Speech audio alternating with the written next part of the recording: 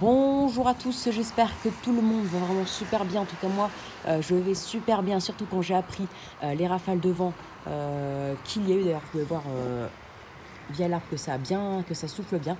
Mais en tout cas, le fort coup de vent en limite d'une tempête que j'ai prévu hier a été particulièrement justifié, hein. Je vais vous donner les rafales tout de suite. Donc déjà, on a eu en rafale journalière max lors de ce coup de vent, mais c'est que le début, hein, jusqu'à 117 km par heure, hein, sur les côtes vers Bas-Fleur, hein, sur la pointe du Cotentin, hein, donc sur la Manche, hein, donc département numéro 50, comme je vous ai parlé hier. Donc la vigilance orange que j'ai émise hier est particulièrement justifiée. En Seine-Maritime, pour l'instant, on n'a pas trop de rafales. On commence déjà peut-être à atteindre les 90-100 km sur les côtes, donc c'est pas mal du tout. Après, il y a aussi de fortes rafales vers le Cap Grigny, donc dans le département du Pas-de-Calais qu'on atteint. On atteint déjà les 116 km par heure. Après, les rafales s'accentuent sur les départements du Nord, où on atteint déjà les 100 km heure vers Dunkerque.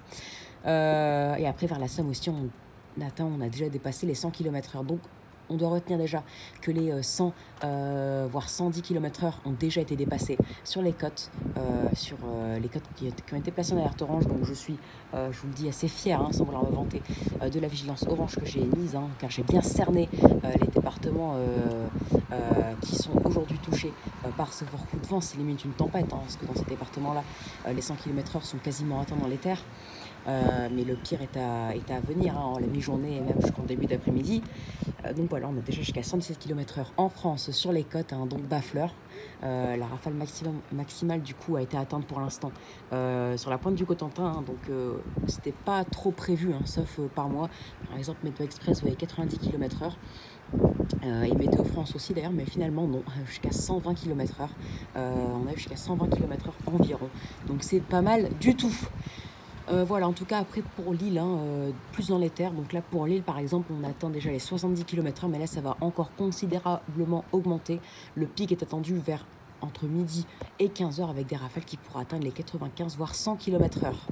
On en reparlera juste après, mais en tout cas, maintenant, vous avez le suivi de ce coup de vent qui touche pour l'instant véritablement que les côtes, hein, parce que le fort coup de vent, voire limite une tempête bien entrée vient d'attaquer les côtes seulement en ce début de matinée. Ou même depuis le milieu de la nuit pour Dunkerque, qui a déjà eu à des rafales de 88 km/h. Donc voilà, vous savez tout sur ce coup de vent. Les pluies sont aussi au rendez-vous, donc parfois on peut vraiment avoir des impressions vraiment d'intempéries remarquables, exceptionnelles. Donc voilà, on se retrouve plus tard pour un suivi avec les rafales max journalières de ce fort coup de vent, même limite tempête. Et après, on se retrouve aussi pour un suivi lorsque les rafales auront atteint un peu plus les terres. Allez, donc du coup voilà, hein, c'est vraiment un fort coup de vent en limite d'une tempête, parce que des rafales à 120 km/h, enfin 117, mais qui pourraient atteindre les 120 voire même plus, c'est pas tous les jours qu'on a ça.